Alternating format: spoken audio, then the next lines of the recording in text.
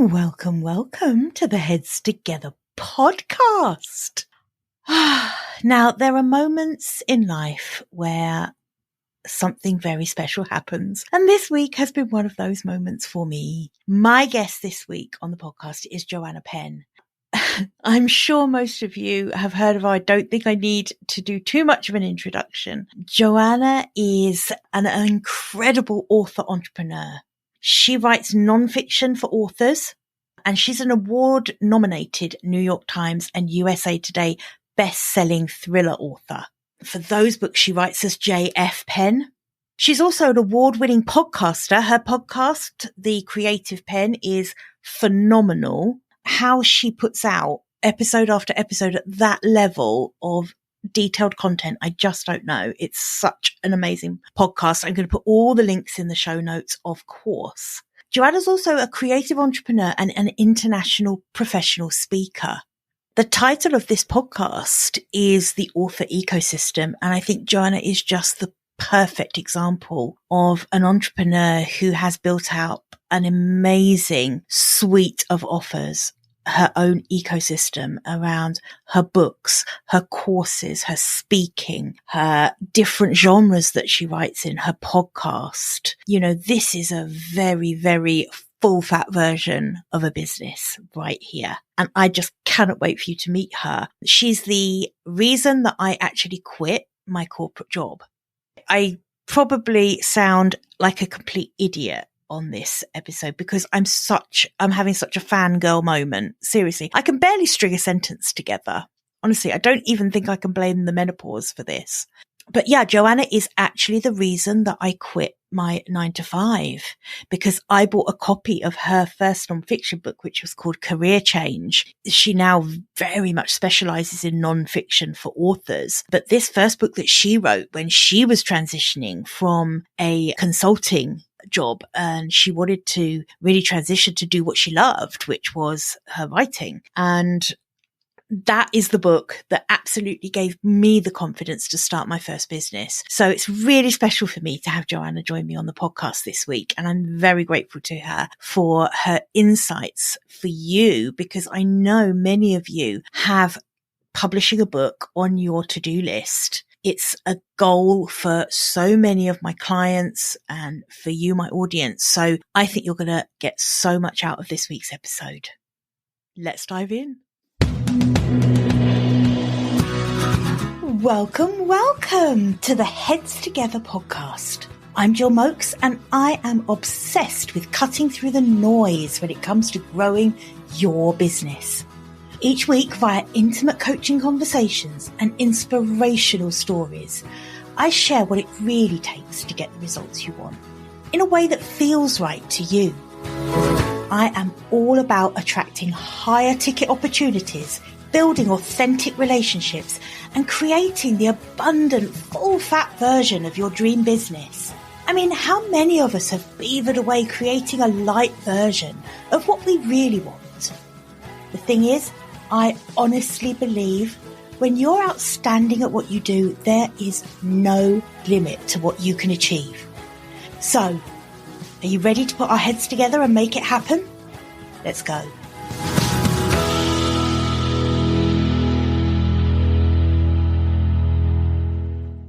Joanna, thank you so much for joining me. Oh, no worries. I'm happy to be here, Jill.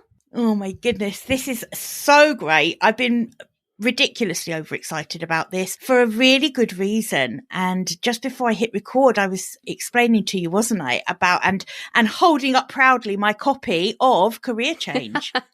Which is a book you wrote back in, I think, 2008, the first version. Yeah, the first version I published in 2008. I sort of wrote it 2006 to 2008. And it was the beginning of my writing and publishing journey, really. And back in the days when I was an IT consultant and I used to implement SAP, maybe you or some of your listeners might know SAP software. I used to implement accounts payable and banking. And I was like, I hate my job. I have to leave my job, but they pay me so much money. How am I going to get out my job? Oh, God. I mean, I know you understand. Hostage by our salaries. For sure. Yeah, I was like, oh, there must be a way out of this. And I used to read a lot of self-help and listen to a lot of American self-help audio and stuff like that. And I was like, okay, I can figure this out. I'm a smart woman. So I thought, oh, I'll write a book on career change. It was actually originally called How to Enjoy Your Job or Find a New One, which is a terrible title. But essentially, I wrote that book. And in writing it, I discovered I really enjoyed writing. And so I went down that path. But yeah, it's been a while. We're recording this in 2023 and I've been full-time since 2011. Goodness me. And what a career you've built for yourself from that first escape from corporate life. I mean, fiction and non-fiction, you're successful in both. And I know that I have a lot of your non-fiction books, and that's probably the part that I know you best for.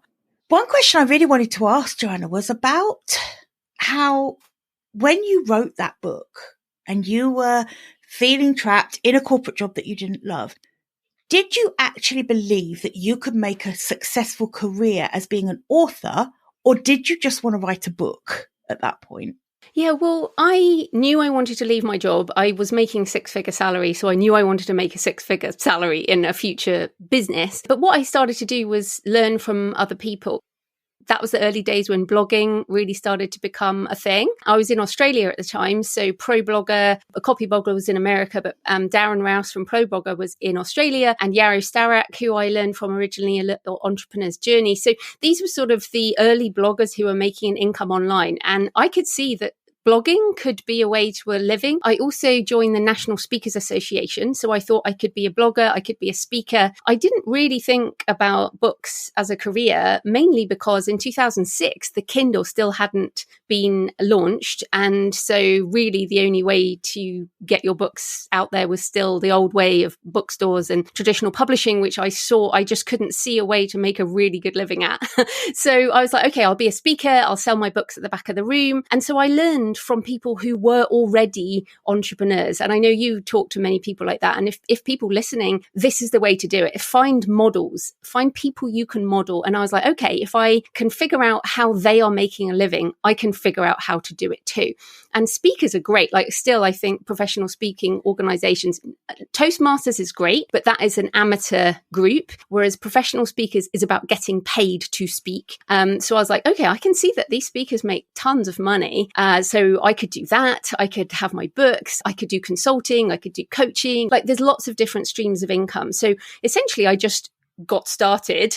I just started doing things. And along the way, I've just learned new things. And then the Kindle arrived and ebooks and the mobile phone. I mean, the iPhone launched in 2007. So I've built a career on the back of essentially an internet trend and ebook trend and audiobook trend. And yeah, that's kind of how I've done it and moved into writing more books because the business case became more viable. And now it is far more viable to make a living just from books as an independent author. It's still very difficult if you're traditionally published. But so I guess I've just taken opportunities and learned along the way. And I know that you are a real advocate for independent publishing. I actually think that the kind of dream of the traditional publishing is flagging now a little bit. I don't think people see that as the be all and end all of the childhood dream of being a published author anymore. And I think that makes it so much more accessible for people to build it into more of an entrepreneurial journey. And that, I think, is where you've been so clever in terms of all of the different revenue streams you have. It's never just been about writing books for you, has it? It's always been about other revenue streams. Did that also come from modeling what other people were doing at the time? Yeah, I mean, I think just coming back on the choice of being independent as a businesswoman who wanted to make more than six figures, the independent route seemed the best way. Just for people listening, I can make 90%. 90%. And if you go the traditional route, you might be making 10%, maybe 25%, depending on the format, depending on the licensing and the control that I have to do different things with my books. For example, I've sold books in 175 countries now, which is kind of crazy. But in terms of multiple streams of income, I think partly, again, it's a personality type. I definitely like doing different things and I turn that into income streams. So for example, I use affiliate links in my nonfiction books. Like I know you've got several of them. So you will have seen, like if there's a tool that I use, I will try and get an affiliate link. And if people don't know, that's if someone buys through my link, I get a commission on that sale. So it's really good because I don't need to do customer service. I don't need to do sales. I'm just like, hey, I use Scrivener and you could use my link for Scrivener, or I use this or I use that and this is my link. And it's all ethical because I use the things and I make money that way. And then I started podcasting in 2009 as a marketing avenue. And then over time that has grown into its own entire business stream, really. And as you mentioned, the nonfiction is a business, really. The fiction is a business. They're all under the same limited company umbrella, but they all make business amounts of income on their own. So together they're like all these different little businesses. And then my podcast, my books, they're all distributed on pretty much every possible platform I can distribute on. I am doing that. And all of those. So I get payments from all over the place. And then I have my own Shopify store, creativepennbooks.com. And I turn my intellectual property into as many streams of income as I possibly can, and then just have it out there making money. So to me, this is like an ideal one person, because I am a one person business. You know, I work with freelancers, but essentially I just try and set things up so that once they're out there, they're just bringing me money. They're like employees, essentially.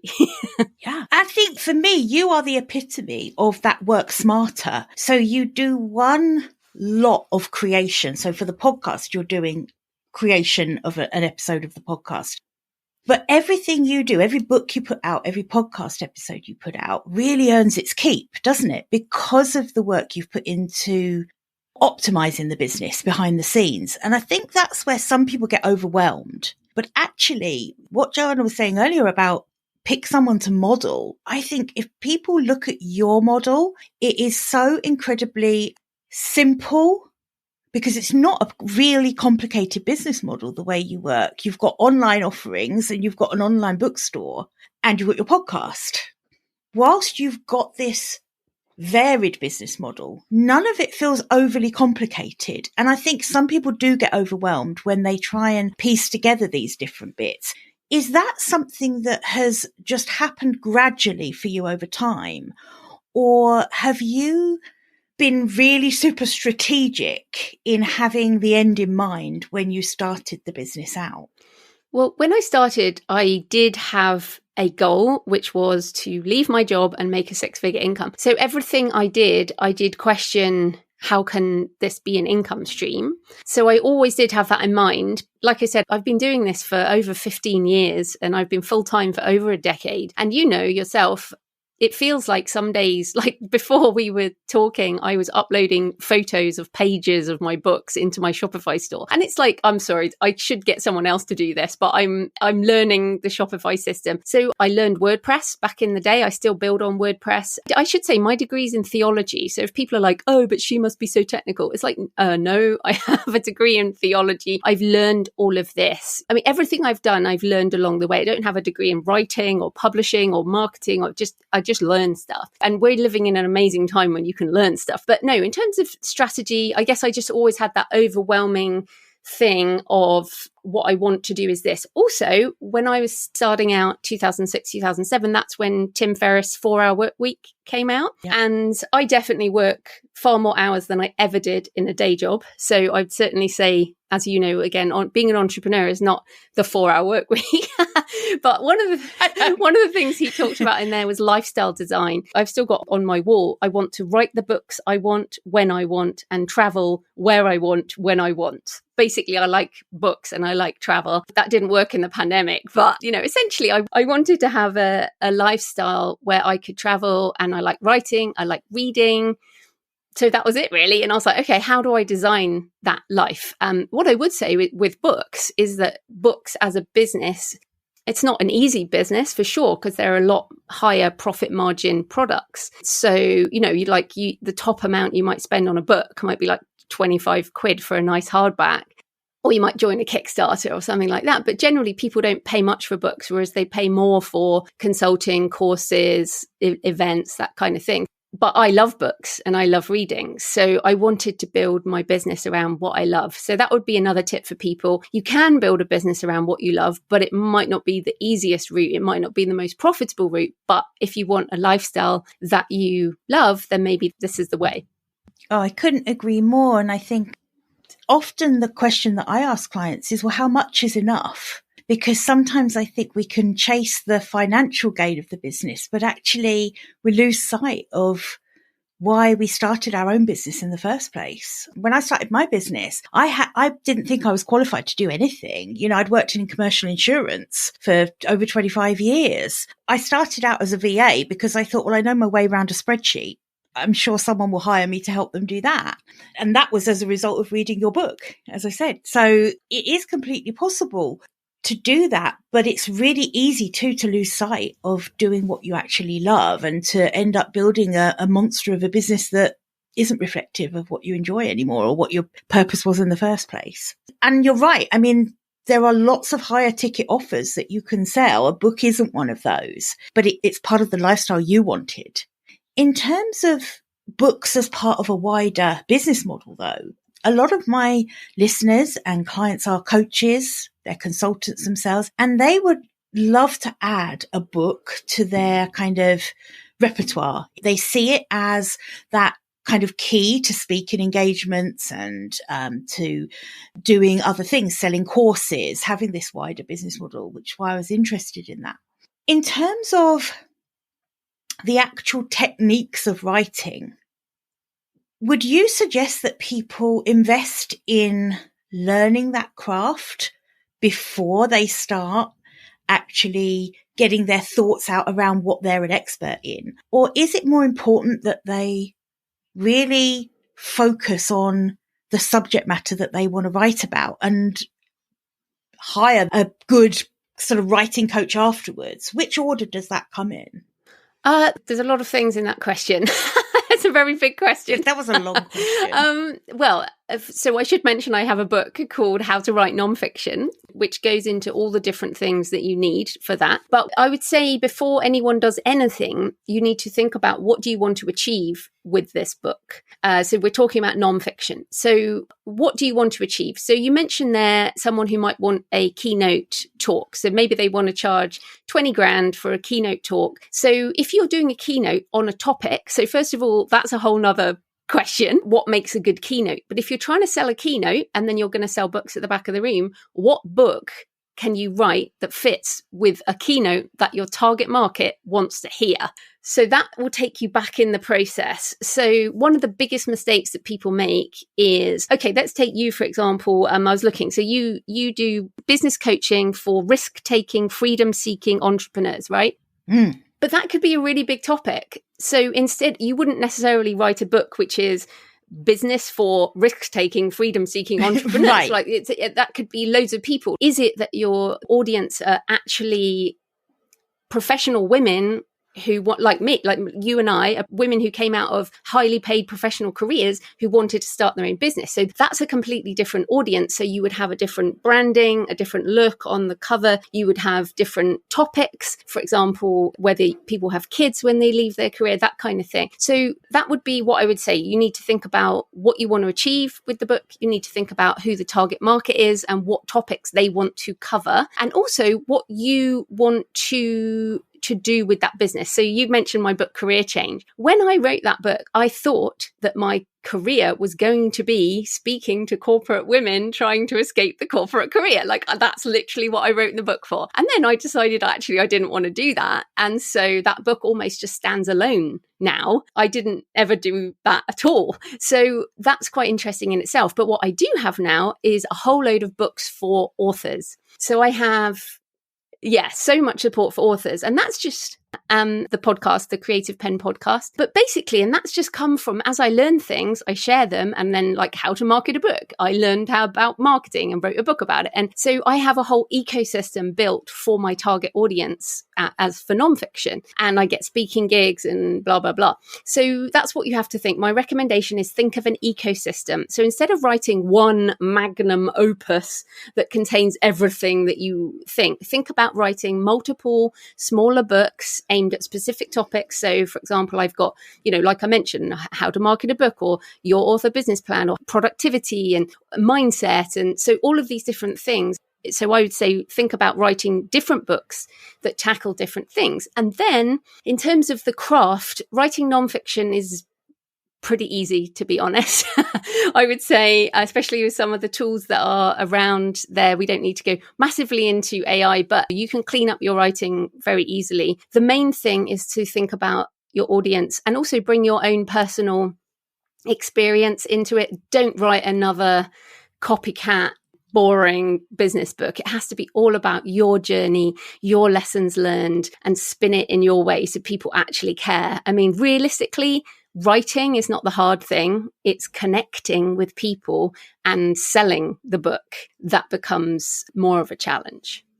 Oh, but I have another tip, though, that will help people, which is, you mentioned about learning the writing craft. The other thing you can do, it might be easier for people, is to dictate and then get that transcribed, either a human transcriptionist or an AI. Like I use otter.ai for my transcription. Yes, I use Otter. Yeah, so Otter's great. And for many people who have a business, it's easier to transcribe and then edit than it is to start from a blank page. So that might be the way to go. A lot of people have slides or course. Like I do quite a few books. I take a course that I've made and then I get the transcript and then I turn that into a book, or I go the other way. Right. That is so helpful. So straight away, the first thing you said there, which was about sometimes it's easier not to go for this massive download of every thought you've ever had around your topic, as wide as you like, but actually break it down into small. And this is something I hear an awful lot from clients and from my audience, which is, I'm overwhelmed. I've got so much that I want to say and I don't even know where to start. I can't even break it down into sense-making paragraphs. I just don't know where to start. That straight away has resonated with me. The idea of it doesn't have to be this one book that's going to become your legacy forever. It can be more. And you also use the word ecosystem. And I think for business owners, that's critical, isn't it? So the ecosystem where you're really responding to what your clients or your audience wants and then building a business model around that, or certainly a suite of offers around that, which could include the book, but it could include a course, a podcast, whatever that might be. That's amazing. And dictation is something that I've just come across in terms of writing, and it's a game changer. It's an absolute game changer. I'm finding it so much easier to get thoughts out than I can when I sit down with a blank sheet. Yeah. And if people are struggling, they're like, oh, I can't talk like this. This is so weird. Then you could work with a coach like yourself or someone to come up with a load of questions, or write yourself a list of questions. Like, okay, or if you have an audience already, do a survey. This is a good tip as well. I do this quite a lot. It's like, what are your biggest questions about self-publishing or what about writing? And then you just answer those questions. I mean, it's much easier to record if you're answering a question, a bit like we're doing here. It stimulates your brain when you're asked questions. So that's another way. If people are struggling, maybe have one session where you sit down and you write a whole load of questions for yourself, or you research questions. I do a lot of research with other people's books. So I buy all the books on one topic and then use those to stimulate questions. And then I write my own answers to some of those questions. So it's in and bring my own spin to it. So it's really about how do you prompt your brain, and then you can record it, like we said, and get it transcribed. And then editing, I find personally, even though I've written a lot of books, I still find the editing much easier than the writing from nothing. So even if you've got a transcript, you might delete most of that transcript, but equally with AI, it's a lot cheaper than it used to be. And you can then go, oh, actually, that little nugget there, that's really good. I'm going to then expand that into something bigger. There is a resistance around the people that I work with and people in my world to be not perfect. They want every word that hits the page to be perfect. And I think that dictation part, and using the AI tools to edit that first draft and make a bit more sense, I think it's really liberating, and it really helps people with that perfectionist outlook to be okay with getting a sloppy first draft out there. to work from in the beginning. So I think that's so true. Yeah. And the point is that any book you read is not a first draft. And we stop ourselves because we read this, whatever book it is, and we're like, oh my goodness, I could never write that. And it's like, well, no, that's not what that person wrote at the beginning. They went through a process to get there. So yes, you will. I mean, I work with professional editors still for every book. And I use like Pro Writing Aid. I use loads of different tools as part of my writing process. But yeah, that first draft, especially when you're just starting, won't be great, but that's okay because you can clean it up. You need to edit it. You will edit it into something that you're happy with. Yeah, absolutely. And like you said, sometimes it might be one nugget of a sentence that gets saved from the first page, that carries through. And that's okay. That's fine. For sure. So one thing we touched on a little bit there was AI, and there's, everyone's talking about it at the moment. I love learning about it at the moment. I'm absolutely just blown away by Chat GPT. I think I understand some of the nervousness around it, but it's incredible. I know a little of your opinion on this because obviously I listen to your podcast avidly, but just for the listeners today, where do you stand on this in terms of creatives and maybe some nervousness that people are feeling with AI coming into the picture? I think, as you said, once you try Chat GPT, you're like, oh my goodness, this is brilliant. I feel like most people who are scared right now are the people who haven't even tried it.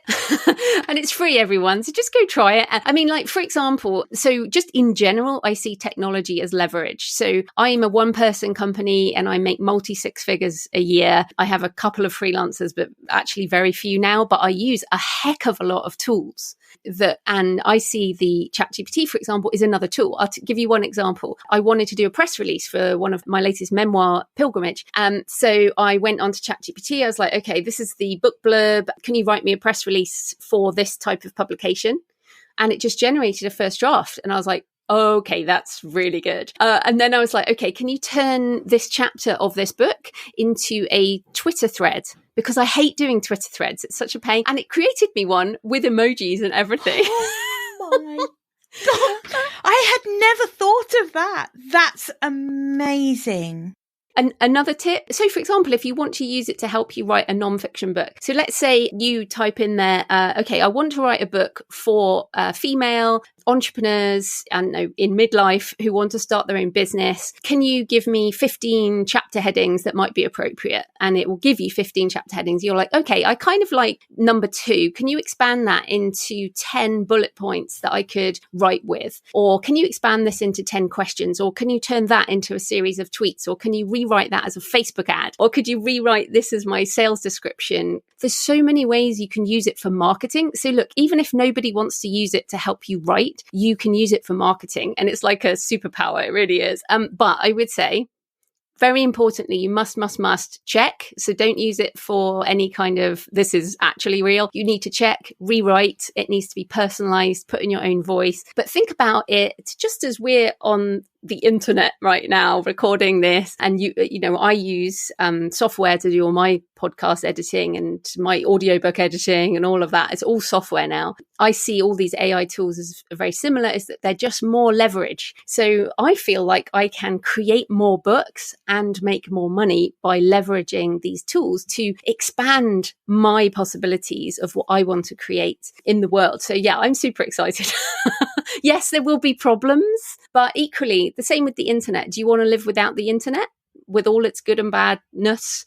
No, I don't. I mean, yes, of course I do want to live. I'd stay alive. You know what I mean? But it's like, would we want to go back to pre-internet times? I really don't think so. I really don't think so either. Although I did have that as an idea for a book once, a fiction book. Back in the 80s. Back in the 80s. Well, you can write historical fiction about the time before the internet. But in terms of what I enjoy about living in this time in history is we get to use technology to do really cool things. And overall, I believe it is a net good for society. So, a bit like with many of these things, fire is both amazing and can hurt people like the internet can, and like AI will. But overall, there will be legislation, there will be rules. But in the meantime, let's all be ethical and use it in good ways to help people and to achieve the goals that we want to achieve. Absolutely. And let's all be part of making that happen, that ethical side of it happen. The more people that embrace it and use it in the way that you're describing, the more it will block out the people who have the darker intentions with it. And I really believe that. I think the more we embrace it, the more control we will have over, how it's used generally. So one thing that I think is interesting about what you just said is that it's like a 3-layer, isn't it? It's like the idea is you, some of the content prompt is the AI, and then the finishing and the personalization at the end is you. So it's like this little sandwich, if you like. And I think it's really important that you don't lose any of those 3 parts. You're always going to have the initial spark of the idea that you're going to put in there. But I think, I've been just blown away with some of the things it can come up with. One thing you mentioned earlier that I'd love us to touch on is your Kickstarter that you did for Pilgrimage, which is your memoir, which I'm waiting on at the moment being delivered. And what was the rationale behind doing that for Pilgrimage? Well, a few years ago, I started a second podcast called Books and Travel, and I really wanted to talk to other writers who use place as inspiration. So obviously my creative pen business, I talk a lot about, I guess, the business of being an author, but my fiction readers and memoir readers, travel readers, they don't care how I make a book or how we market a book. They literally don't care. They just want the finished product. And so I was like, I need to start another business around my fiction, around content marketing for my fiction, but also I knew that I wanted to write a travel book. I mean, all my fiction is inspired by my travels. So I've been to a lot of places and I get the inspiration for my ideas from traveling. So I started Books and Travel, and that was 2019. I started it. And then obviously the pandemic came along and that business essentially couldn't start. And then I also, given that we're women of a certain age, I hit menopause age and started having other mental health things happen as well in the pandemic. And for me, walking long walks, so hundreds of miles walks, helped me mentally and also physically during the pandemic and during this sort of period of perimenopause. And so I started writing about that. And essentially, that turned into this memoir, Pilgrimage. It's based around 3 walks, multi-day walks, the Pilgrim's Way and the St. Cuthbert's Way in England, and then the Camino de Santiago, which I've wanted to walk since I was in my sort of late teens. So, and I finally made a promise to myself during COVID, when I was really sick with COVID. I was like, I've said I would do this for a long time. I am now going to do it. And I did that 2021. And then I last year I did it. 22. Gosh, time. 22. I finally did the Camino, and then I finished that memoir, which I only realized that I'd finished it when I got back. I was like, oh, this is the meaning of all my walking. And that turned into a memoir. So I've never written a memoir before. A lot of my thoughts are in my fiction, but this as a memoir, it's very personal. It's pretty dark in places. But essentially I did the Kickstarter because I don't have an audience for a book like this. I literally don't have an audience for a travel book, a travel memoir about pilgrimage. I mean, it's a very, very small niche. So I was like, okay, I better do a Kickstarter, because a Kickstarter is a great way to reach a new audience, but also to make more money from a book in one go. And then I was like, look, if I can make some money and kind of pay for that book, but also reach people who want a special edition. So I've done this special hardback with photos, and I don't know if that's the one you've got, but it's just a beautiful book. I'm really proud of it. And yeah, so I feel like I wanted to do that Kickstarter for personal reasons, but also it made £26,000. So that was a really good start for the book, because of course now I can sell it. Yeah, exactly. And I love that when you were talking about it, your goal was how much? Originally, I put £1,000. That's it. Because I didn't know if I would sell any. I mean, because I'm not a Christian either. And so I couldn't market to the Christian market. Christians enjoy the book, but I'm not a Christian. So it's more aimed at this random group of people who might like pilgrimage, who like walking, who like memoir, but are not Christians. very small target market. Now that is niche. That's what Seth Godin would call a purple cow. It's for sure. super. But what's interesting is a lot of people either want to walk the Camino de Santiago or they know someone who wants to walk the Camino. And even if they're not religious, it's like something that people are drawn to. I think we can blame Paulo Coelho, who wrote a book called Pilgrimage back in the 90s, 80s, 90s. And so a lot of people want to do that. But yeah, it was a very personal project and one I'm really proud of. And yeah, so it's out there and it's just publishing in a different way. I'm going to do another Kickstarter next year, which I'll aim to be much bigger, which will be aimed at my bigger audience, which will be about writing from your darker side. It's kind of titled The Shadow Book at the moment, but who knows what that will turn into later on. Will that be a non-fiction book? Yes. That will be a non-fiction self-help kind of guide on how to tap into that darker side and write the things that you might be ashamed of or embarrassed about or afraid of or that people tell you is not allowed or, gosh, yes. Writing darker things. Like when I wrote, you can see on the video, but my book Desecration, when I wrote that book, my mum was like, you give me nightmares. Why can't you write something nice?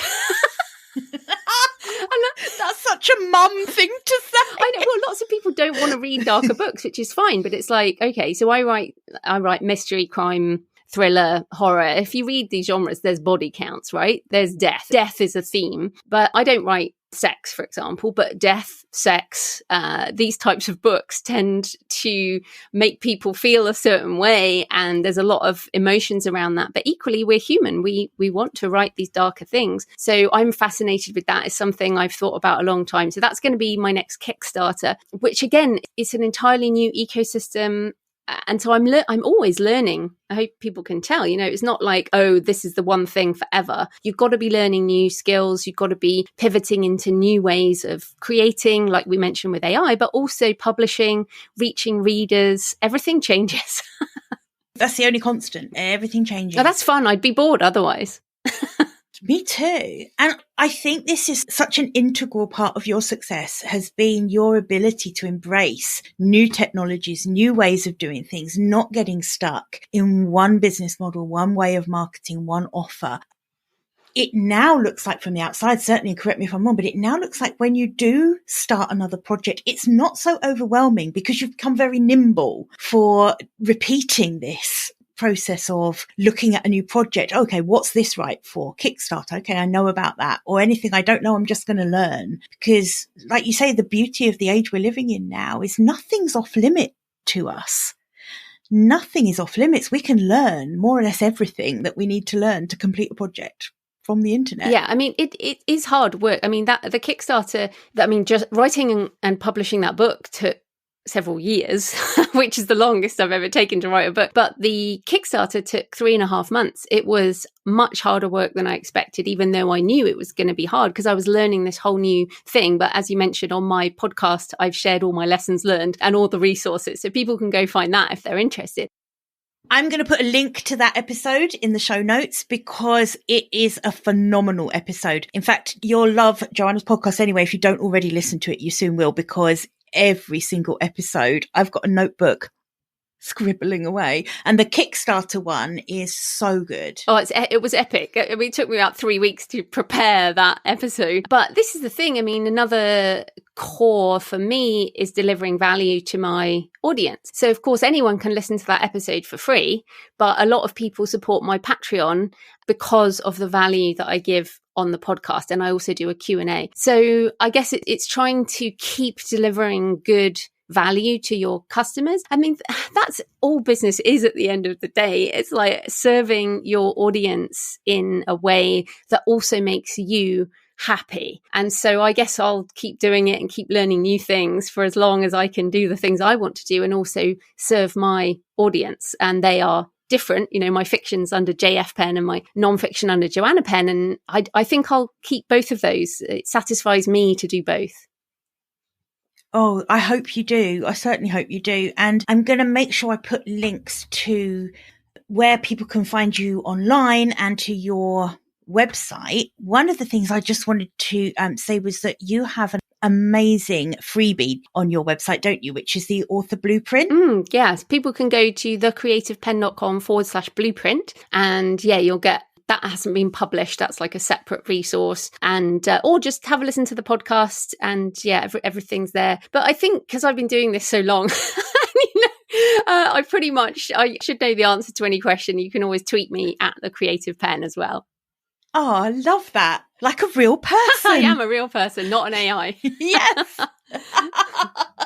Oh, Joanna, thank you so much for coming on today. And I know that I have lots of listeners with aspirations to write and to be published or to publish themselves. And they're going to get a ton of value from this, but also from all of the resources. You're a very generous marketer. So like you say, you do give an awful lot away for free as well. So I will put links to everything in the show notes. And thank you for coming on. Oh, well, thanks for having me, Jill. This was fun.